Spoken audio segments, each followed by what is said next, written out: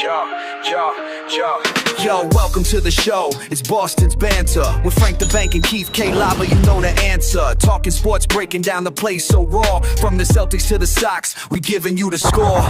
Catch the vibe, we coming live. Filling up your feed, let the passion thrive. Every dunk, every run, we analyze the moves. Shout out to the fans, feel the rhythm and grooves. From Gillette to the Garden, we ain't missing a beat. Frank and K. Lava bring the fire, can't accept defeat. What up? Welcome back to Boston's Banter, where the sports are wicked and the banter is Pissah. I'm your host, Frank the Bank. With me, as always, is Keith K. Lava Lacaba. What's going on, Ross Jordan? Nothing much, Darren Broles. Broles in the house. What's going on, guys? I mean, we're just rolling right along here, but fantasy football right around the corner, dude. Right around the corner, I can't even wait for our draft. It's going to be so much fun, but that's right. Let's jump right into the wicked Pissah news. We got some NBA to talk about here, kind of. Yes, you know what I we mean? do, Let's Frankie. get into it. You already know the deal with that, but before we get into the big news that happened this past week with not the Celtics, obviously, of course, we do got some Celtics news to bring up real quick. Yeah.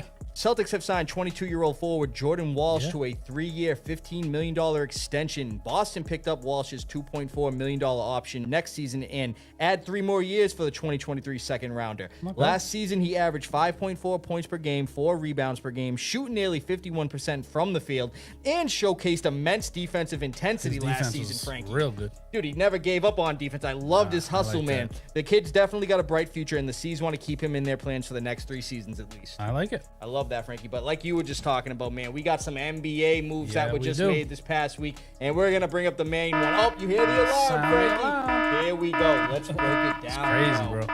LeBron James has signed with the Celtics' longtime rivals 76ers on a 2-year, $8 million deal. Now, with LeBron in Philly, 4 of the projected 5 starters for the 76ers are averaging 20-plus points per game. And here's the pick here, as you can see. That's crazy. And let's take a look back at the contract of 2 years, $8 million. That's nothing. To put that into perspective, Frankie, that is the same contract as Giants backup quarterback Jameis Winston. Yeah, that's nothing. I mean, that's a great signing for them, honestly. Right. And this will also be the lowest salary of his entire record-breaking 24-year NBA career. LeBron also said Philly is his last decision and NBA destination, with retirement on the horizon, obviously. Dude. I mean, what else does this man have to accomplish? Obviously, another championship, which we don't want to see, but dude's even the all-time leading scorer in NBA history, among with, and you see the pick here, a long list of other NBA accomplishments. That includes being a 4-time champion, a 4-time MVP. So entering his record 24th season, in which he'll be 42. Sorry, not sorry, LeBron. I don't want to see you succeed this year, man. And if they stay healthy, if Embiid can stay healthy, I mean, they're the front runners. They are the front runners. Jaylen Brown's an absolute animal, and you know, LeBron and Jaylen get along well. Maxey's an unbelievable scorer. I mean, they got a squad, dude. It's crazy. And, dude, speaking of that, they actually just added to their squad. They got a good veteran coming off the bench. Philly also signed 2-time NBA champion Kentavious Caldwell-Pope to a 1-year, $3.9 million deal after a buyout with the Grizzlies. They're stacked up. That's what I'm saying, bro. He and LeBron actually won a title together with the Lakers in 2020. And lastly, the Warriors have signed Draymond Green to a 1-year, $27.7 million deal to return to Golden State for his 15th season. Crazy. I saw a guy bet like $30,000 on like one of the apps, like Kalshi or one of them, to LeBron's next team, and he picked Philadelphia. Everyone was talking about the Heat and this team and that team, and he won like $350,000. Really? It was crazy. I'm like, how did he even I can't believe he put that all together, but to risk that much money on that is crazy. It was like a 10-to-1 number. Like, it was crazy. Once Jaylen Brown went there, you already knew the deal, bro. I mean, I feel like it's the whole thing's nuts, but it's just nuts. They're going crazy. Brown and now LeBron. Philly. I know, right? So, Frankie, with the new NBA 2K27 video game coming out, they just announced the cover athlete for that. Let's break it down who it's going to be. So, the 2K27 cover athlete is going to be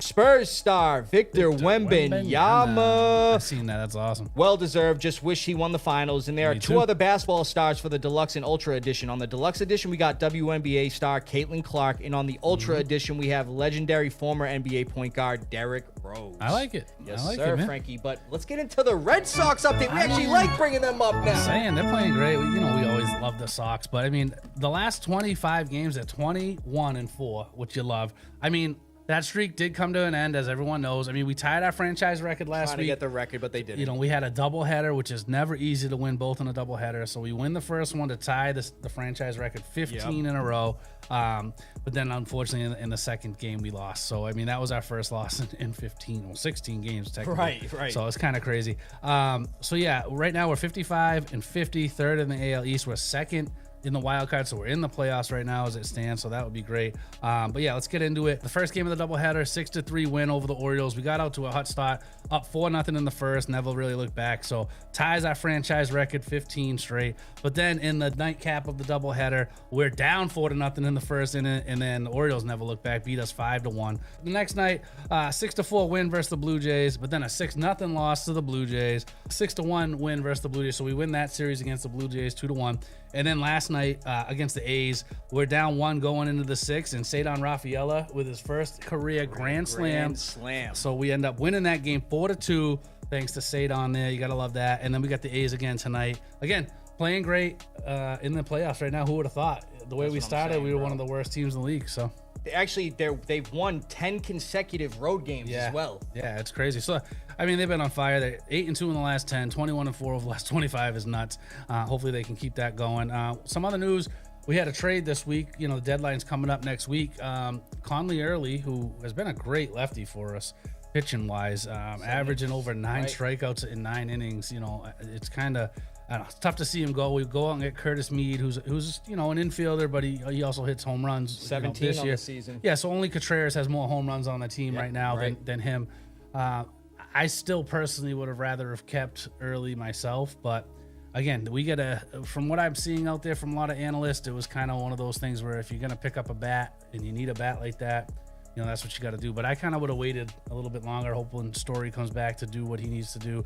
I loved our pitching. Our pitching got us to where we are right now. Absolutely. So I know we need hitting, but we have a ton of guys on injured right now. I mean, Roman Anthony's out there. We got obviously Story, Mayer's on. Yeah, there's so many guys injured that are bats on the team. Even Tristan Casas is injured right now. So it's like, to me, it's a really tough, and this kid plays a lot of third base. We're definitely not moving Caleb Durbin, who's been one of the top defensive third basemen. So, I mean, he can play second, but then when Story comes back, where are you going to put people? So, again, I kind of like the young lefty pitcher, you know, with, you know, matching them up. 7-5 record, too. I'm saying, and his ERA has been very good, and again, he's averaging over 9 strikeouts a game, like per 9 innings. So, you know, it's kind of crazy. So, I don't know.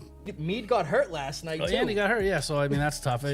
Again, the Nationals made out a little bit better than we did, in my opinion, in that. But, again, it was needed. We'll see. Hopefully it all works out. So that's right, Frankie. All right, let's get over to some NFL news, Frankie. This is something here. And we got another arrest, this time involving a former player and current sports analyst on CBS. My boy's cooked. Former Cowboys quarterback and current CBS NFL analyst Tony Romo was arrested. Romo, I was just going to say, was arrested on suspicion of OWI in Milwaukee this past Thursday. And you saw that mugshot, dude. He looks cooked.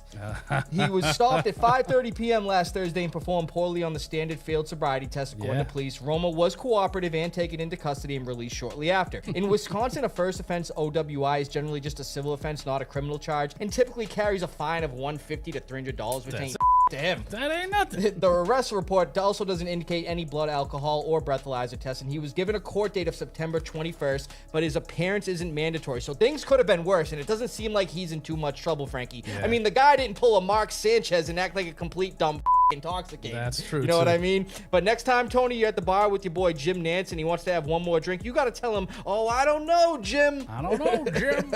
Yeah, no, that's just stupidity right You know what I mean? Come on, you got to smarten up, bro. That's crazy. Especially being on TV.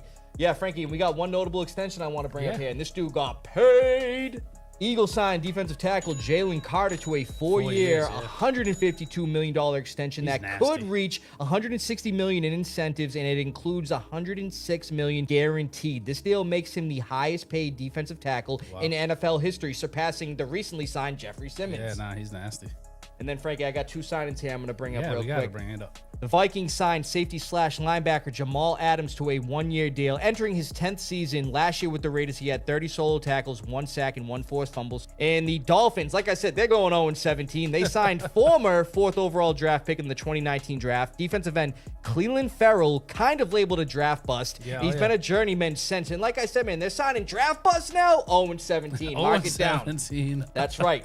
And then, Frankie, with the NFL training camps approaching, there was still some top draft picks that were still waiting. That's what I'm saying. Waiting to get their contract signed. And 2 of the quarterbacks from the first round did. So let's break it down here real quick. Number 1 pick, Fernando Mendoza, signed a 4-year, $57.2 million rookie contract with the Raiders, and he's now officially ready to get to work. And the Rams, they also signed first-round pick quarterback Ty Simpson to a 4-year, $25.4 million fully guaranteed deal with a $14.9 million signing bonus. Obviously, this kid's not going to play this year, but they got plans for him. That's wild. That's a fully guaranteed. You're going to be sitting on the bench the whole year. In the next couple years. That's what I'm saying, Stafford could go out this year if he ends up winning it all, maybe. Right, but I don't know. right. If you go out, they hate to go out on top like that. Well, I mean, it's good and bad. You know what I mean? Right. You're playing at a high level on a squad like that. You want to keep playing. Right. Absolutely. I don't know.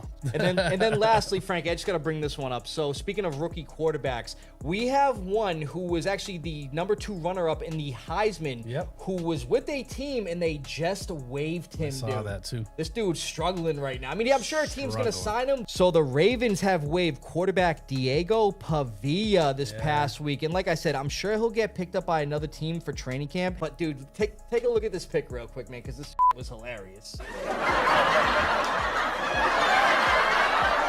That's nuts. He's driving away in the little tight car thing, man, crying. I like it. Yeah, Frankie, that's all we got for Wicked Pissah News. Love brother. Another great Wicked Pissah News, Frankie. And preseason games are right around the corner, and training camp has already begun. So with that being said, we have some news from Pat's training camp we're going to discuss in Foxboro Focus. Just like we were talking about, Frankie, training camp is here. All the guys are reporting. We were just talking about draft picks getting signed. We got one of our top guys, actually the second-round pick, finally reporting and getting signed, man. I like it. About time. So the Patriots signed second-round pick defensive end Gabe, and I've been saying his last name wrong, Jacas, to a 4-year, $8.6 million rookie contract this past weekend, ending a lot of missed time, including OTAs, mandatory minicamp, and the initial start of training camp. That's what I'm saying. With a second-round pick who we're going to be using a lot. We're going to be relying a lot on this guy, especially as an edge rusher. An area of the field, especially on defense, where I feel like we have the least depth. Yeah, that's true. So, supposedly the delayed signing was tied to an offseason knee cleanup procedure, but glad to have him in camp and ready to go. And then, Frankie, we got some very... This is kind of cool, right? Dude, so we have a notable player here who is still technically a free agent. He's a free agent. Not retired, and he's actually trying to take the coaching ranks. He might retire, but it's not official. I don't know. I think we're going to hopefully sign him. And then, I hope so. And then let him coach kind of play at the same time. I'd love that. So free agent wide receiver DeAndre Hopkins is in camp with the Pats to explore the idea of coaching and scouting per Mike Vrabel. That's cool. He hasn't officially retired, but is weighing out his options and considering it after 13 seasons playing in the NFL. He's been working primarily with the wide receivers, obviously, and if he takes the coaching route, I think he'll make one hell of a wide receiver coach, especially with his experience and expertise he can give to the younger wide receivers on the team, Frankie. I mean, you see in the video here, he's helping out the guys doing the contested catch drill. I really hope that we would sign him as a wide receiver coach if he does decide to retire. Honestly, I think it's really cool. One of my favorite players of all time. The guy is unbelievable. Great person in general. Never mind football player. Amazing guy. But at the end of the day, it's like, you know, he's getting up there in age. I think this would be his last season, regardless whether he signs or not. But I hope the Pats sign him and let him play. You know what I mean? That'd be sick. Absolutely. And Frankie, Hopkins is very familiar with Mike Vrabel, too. They worked together from 2014 to 2017 when Vrabel served as defensive assistant and DC of the Texans, while Hopkins was obviously a star wide receiver there. And they reunited in 2023, Vrabel's last year as head coach of the Titans, when Hopkins signed there in free agency. So the familiarity is there, but honestly, I'd be happy to have him as an assistant coach or even suiting up as a wide receiver to provide even more depth. Just get him in the room, wide receiver room. He'll be one of the leaders in there, and that's gonna, be that step to the coaching ranks anyway. Absolutely. You know what I mean? It's almost like he's like a player, but he's a coach at the same time. It'd be great. He could still get out there and put on the helmet and the pads, you need him on a third down. There's not many better people that you're gonna get you that one catch that you need a game. You know what I mean? Stats have regressed, but I'd still be happy to have him either way, bro. Oh yeah, it's unreal. That's all we got. Foxboro Focus, bro. Another great Foxboro Focus, our first one in a while, actually. But let's jump right into the lava round. We got some over-under futures predictions here.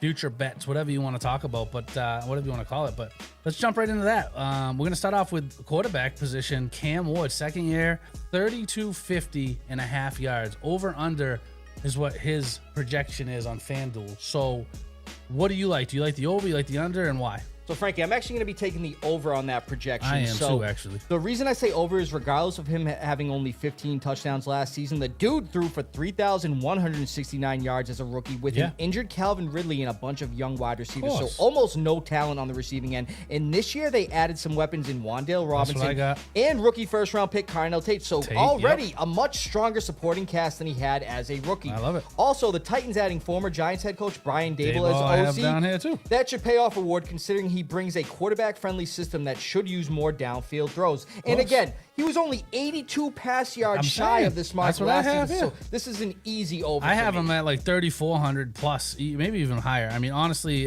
this seems like an absolute no-brainer to me. And in last year, weeks 14 to 17, he was QB 14 overall. So towards the end of the year, he was doing better. They got a very, again, Daboll you talked about. Wan'Dale Robinson was an animal last year. Caught a billion balls. 4th overall pick, Tate. I mean, come on. This seems like a no-brainer. And Ridley wasn't 100% last year either. That's what I'm saying. It's like this should be an easy, absolutely no problem. He was only 81, 82 yards last year. That's crazy. Dude, he was relying on guys, Chimere, DK, and and DK's still on the staff too. That's what I mean. It's like he's like their 4th guy now. Chemistry now. The chemistry's there, and he's getting familiar and comfortable with the offense. So I like that over. I love it. I mean, Robinson had 92 catches last year, 1,014 yards. Like, it's like that's just crazy. And that's easy over for me. So why don't we move over to the another quarterback? This time we're going to talk about Tyler Show on the Saints. 19.5 touchdowns. Over, under. I mean, I'm going to start this. I'm going over. Same here. You're going over too? Yeah, yes, I figured that. I mean, if you look at it last year, I mean, he started in, 9 games? Had 10 touchdowns. I mean, he was right there. I mean, under Kellen Moore this year, though, that fast-paced offense, they've added Jordan Tyson. Yep. You expect Olave to come back healthy. Right. They added another good catching running back, Travis Etienne. That's right. I mean, I feel like this is going to be a no-brainer. 19.5 seems like nothing to me. And then if you look at it last year, he was a top 12 fantasy quarterback in the last 8 games of the season. Yeah, he was killing it. He was killing it. He averaged 17.2 fantasy points per game in standard league. So, I mean, I feel like in this offense, he should go absolutely wild. So another thing that will help is the Saints having a top 5 easy schedule, Frankie, this upcoming season, and he should have the comfort coming into his second year to provide a full-time spark for the Saints at quarterback, obviously. It seems like a no-brainer to me. I mean, he only, again, 9 games he started last year, he had 10. So, I mean, he was already more than halfway there. That's what I'm saying. And he was like a rookie that nobody expected to even play. He's got some weapons over there, too, to work with. I'm saying it was way better this year. So, absolutely. Why don't we move over to the running back position? Let's go Jeremiah Love, running back here. So, his rushing yards over-under is 900. So, it's either 901 or 900. So, it's 900.5 rushing yards. 3rd overall pick. What do you like? Over-under here?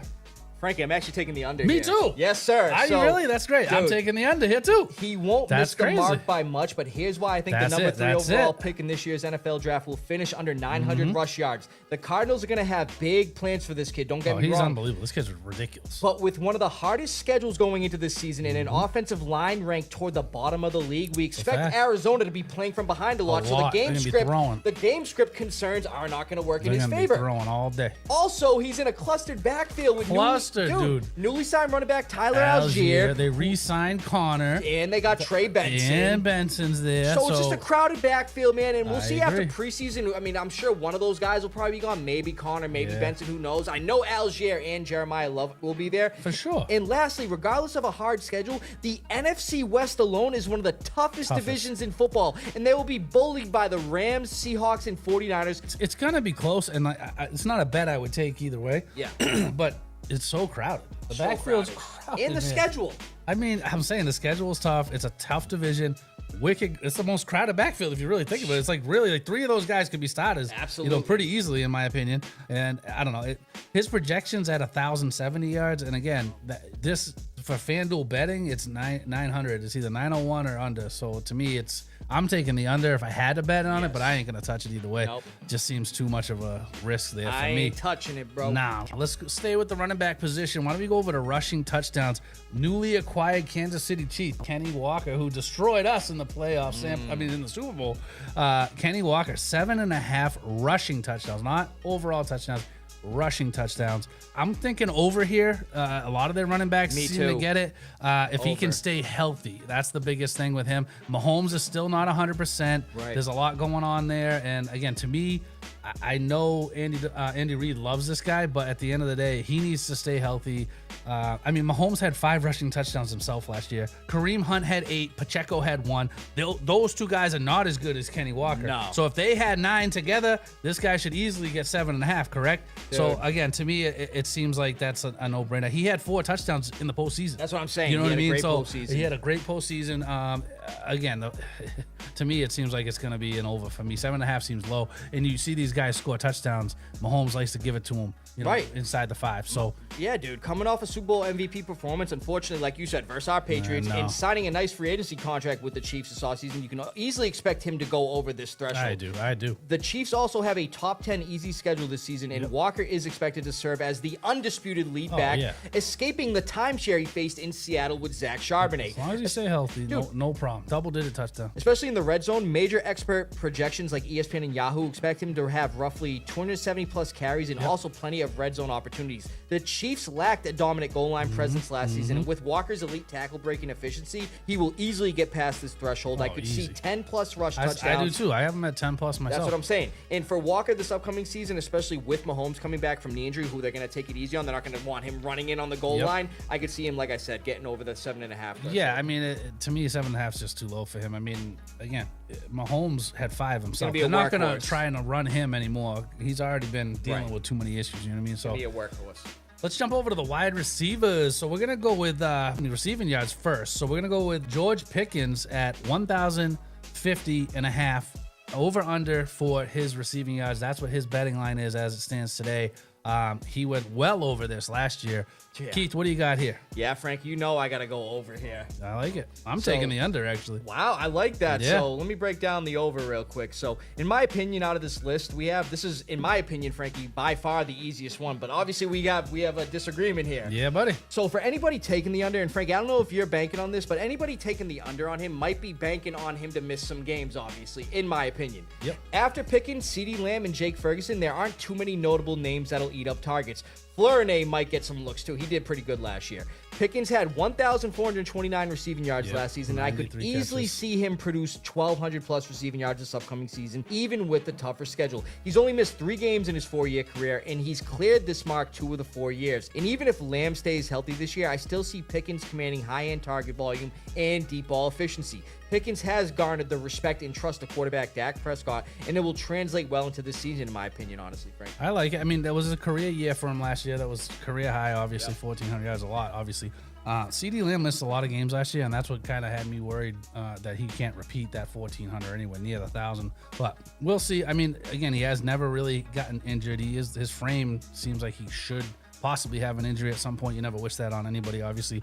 But this one, to me, seemed very difficult. Like, if I'm putting a lot of money on something, this one, CeeDee Lamb is Dak's favorite target, and this kid really picked up when CeeDee missed all those games last year. So that really worries me in terms of like how many targets he's going to lose out on. Plus, their schedule is a lot tougher, like you said. So I don't know how that's going to pan out for Pickens, but they franchised him, which is good and bad, I guess you should say, because you're playing for something. But at the end of the day, it's like, you don't like to be franchised. You know, you don't want to get hurt. So it's like that's like, is he gonna be playing with the mindset, hey, I gotta go ball out and get paid? Even though he just balled out last year, you hope he get. I'm saying he went crazy last year, but they didn't pay him. So now it's like, do you go out and like be more ginger and not get hurt and hope to get a, you know what I mean? So it's one of those catches to me. So again, to me, if I had a bet on it, which this is a bet I'd stay away from either way, I would take the under on this one. I hear you, Frankie. Let's stay in the wide receiver room.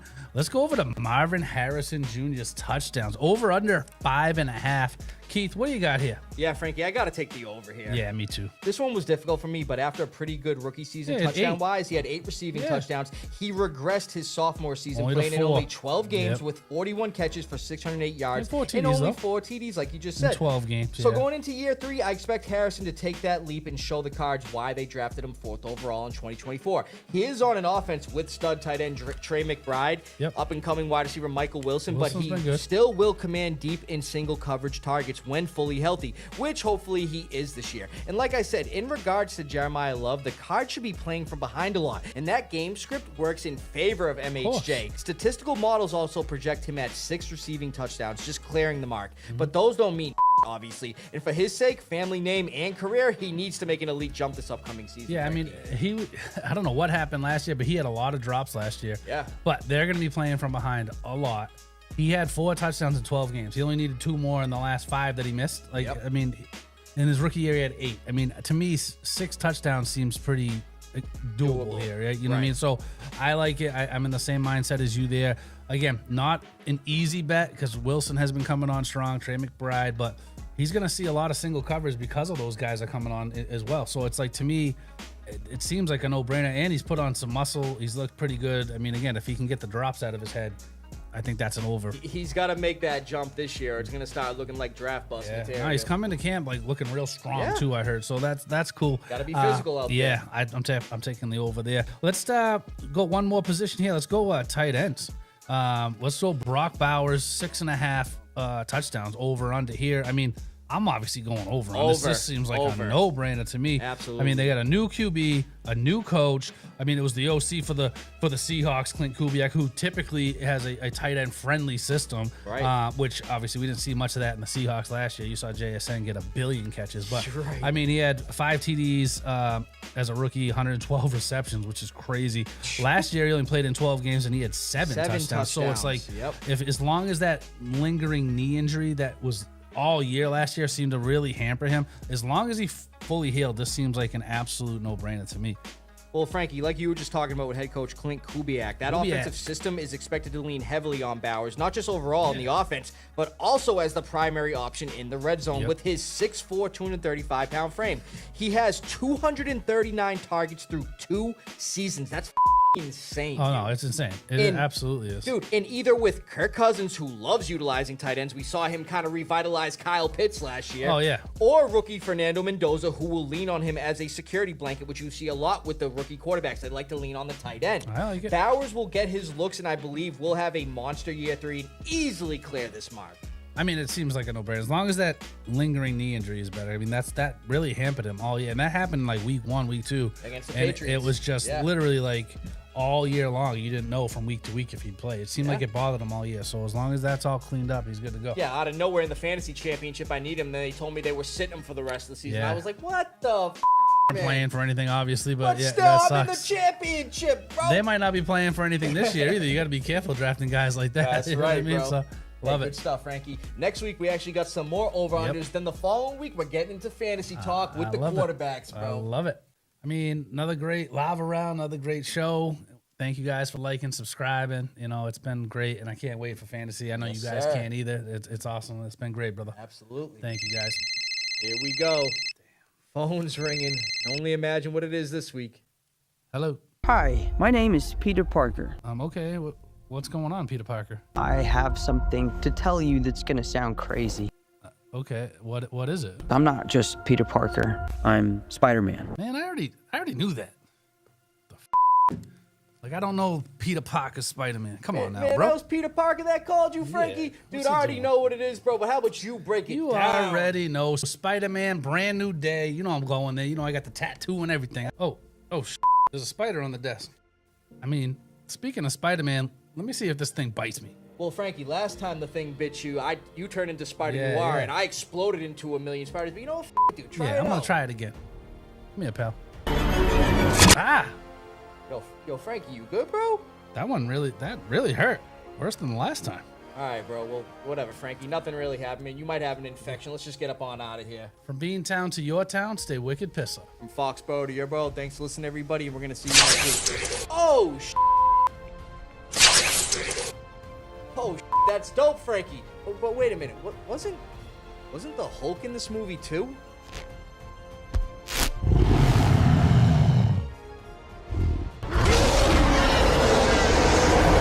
A few moments later.